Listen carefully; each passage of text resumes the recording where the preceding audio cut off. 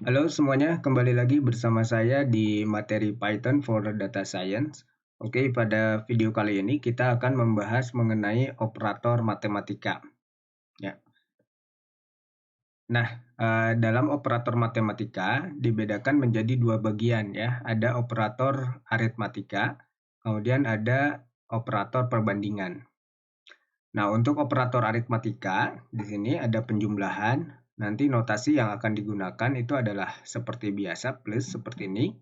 Kemudian ada pengurangan, ya, notasinya ini. Dan pembagian, ya, notasinya slash seperti ini. Kemudian perkalian, kita menggunakan tanda bintang. Ya. Kemudian perpangkatan atau eksponen, di sini menggunakan tanda bintang 2 kali. Kemudian yang terakhir ini dalam operasi aritmatika ada yang disebut dengan modulus. Ya, kita gunakan notasinya dengan menggunakan persen. Oke. Adapun untuk operator perbandingan, ya, ini untuk kurang dari notasinya masih sama seperti biasanya, kemudian lebih dari juga masih sama.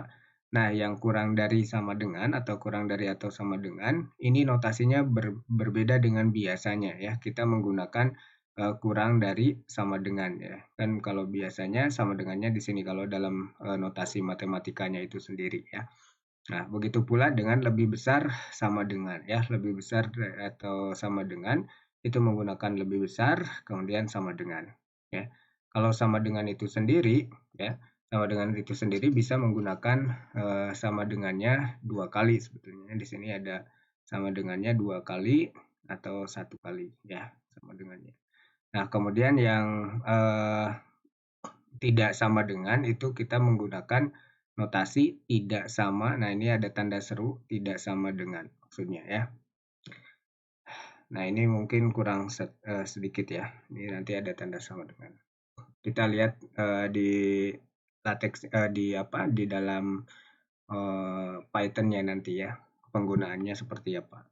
Nah, kita akan mulai dari operator aritmatika dulu. Nah, ini seperti biasa kita akan menulis di Google Colab ya. Jadi kita buka ini. Nah, setelah itu kita coba untuk operator aritmatika ya. Operator aritmatika misalkan saya berikan dulu nilai ya untuk A misalkan 5 ya. Kemudian B kita kasih berapa? 4 misalkan.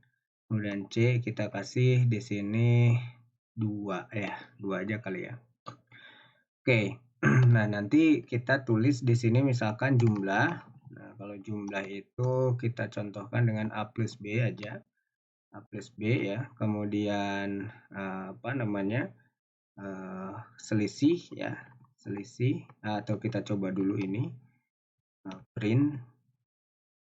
Ini kita tulis di sini hasil penjumlahan adalah titik 2. Nah, di sini kita simpan variabelnya ya. Variabelnya namanya jumlah di sini. Oke, kita coba klik untuk yang penjumlahan. Kita running, berarti jumlah ini nanti isinya adalah A plus B ya.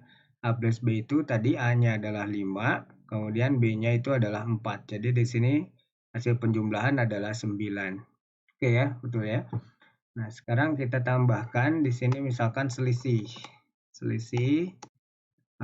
Selisih katakanlah A dikurangi dengan C misalkan ya.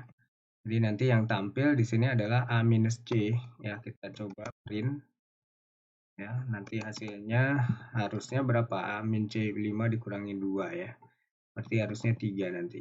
Ini hasil pengurangan adalah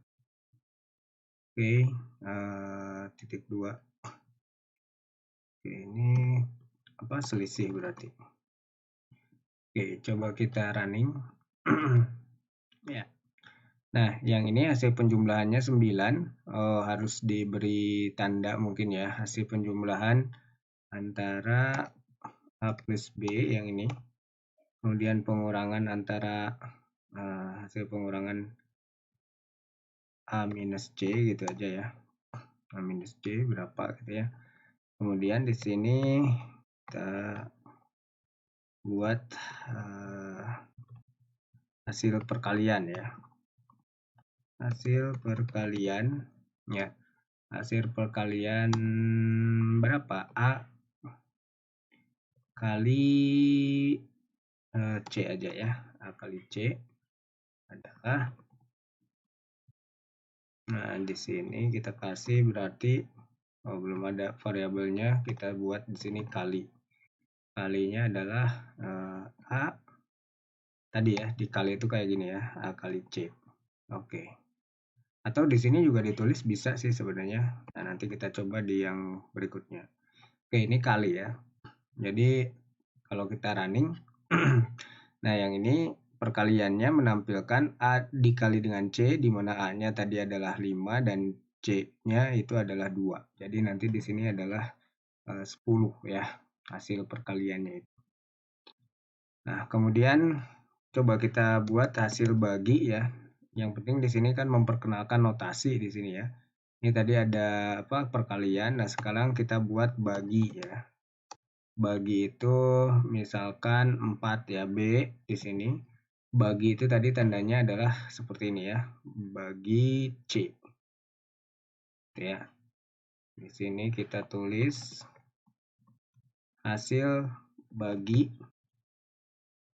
antara B dan C adalah ya. Ini kita tulis bagi di sini berarti.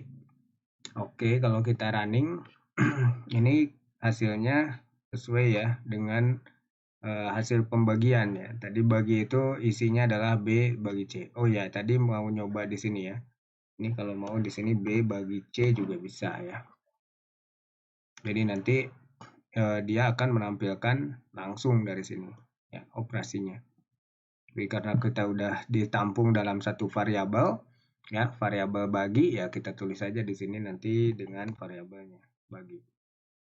Oke, selanjutnya misalkan kita akan menuliskan, nah ini yang kita coba tanpa variabel, hasil berapa ya, misalkan A pangkat C misalkan ya, adalah, oke, A pangkat C di sini berarti menggunakan aturan perpangkatan ya. Tadi kalau aturan pangkat itu kita gunakan kali atau tanda tanda bintang 2 kali ya. Jadi misalkan ini A dikali dipangkatkan dengan C. Ya, ini maksudnya. A pangkat C. Nah, A pangkat C itu apa? Itu A tadi adalah 5, kemudian C-nya 2, berarti 5 pangkat 2 ya. Kita lihat hasilnya harusnya 25 untuk A pangkat C. Oke, ya ini udah sesuai ya. Jadi A pangkat C adalah 25 ya. Kalau mau pakai di sini pangkat juga boleh. Di sini A pangkat C. Jadi kalau pangkat itu operatornya adalah operator perkalian tapi 2 kali begitu ya. Nah, sehingga di sini kita bisa ganti dengan pangkat. Oke. Ya.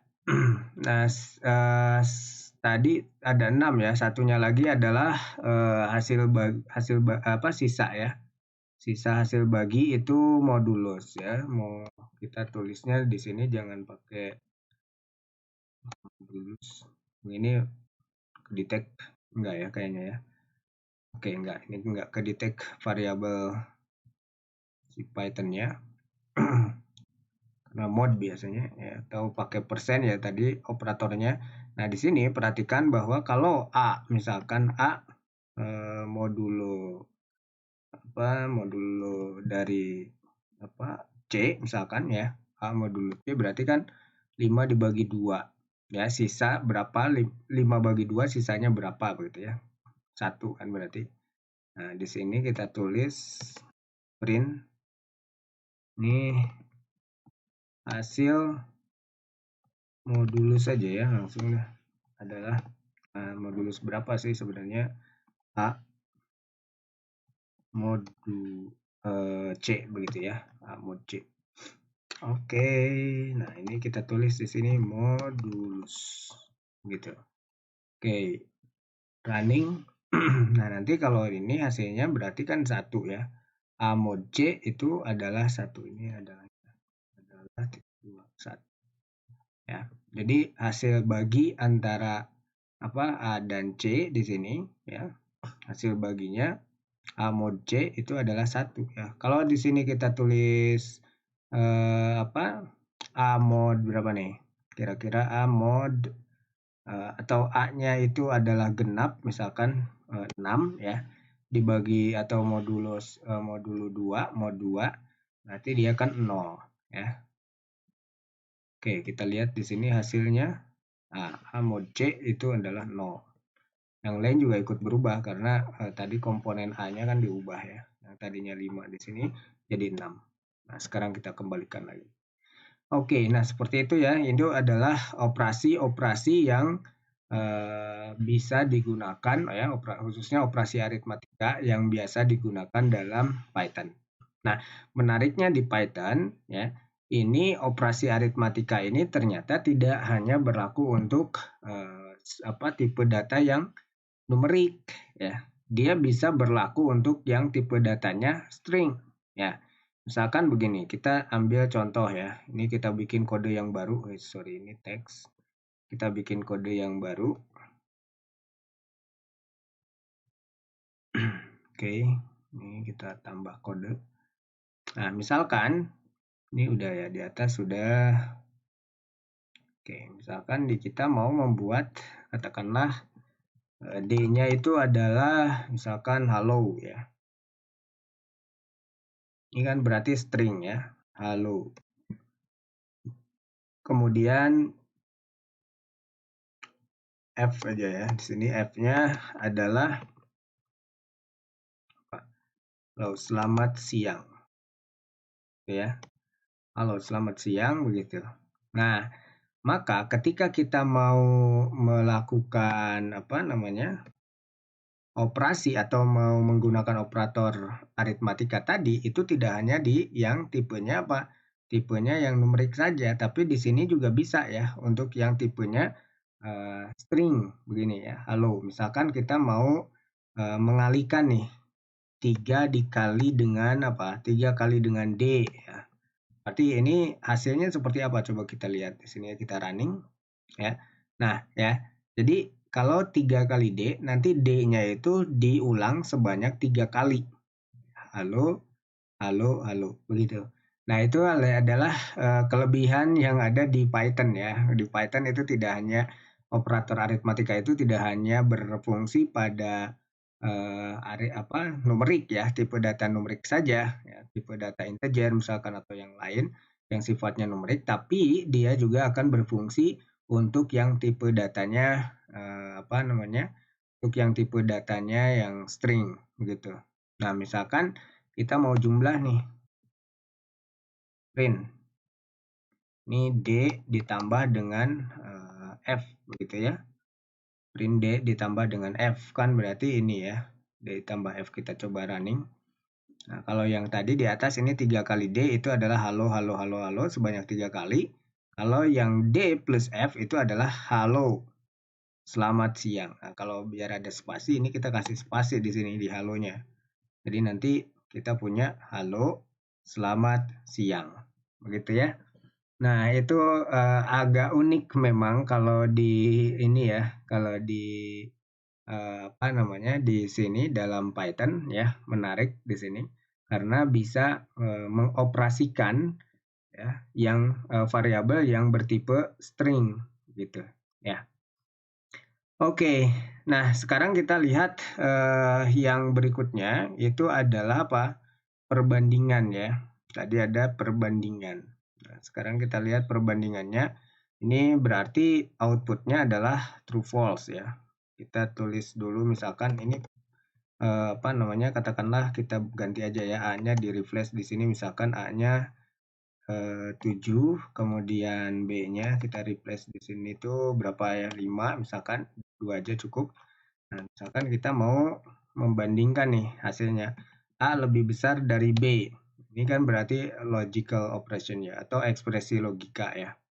Nah, di sini A lebih besar nggak dari B? Nanti kalau kita running, outputnya di sini apa? Betul, berarti true ya.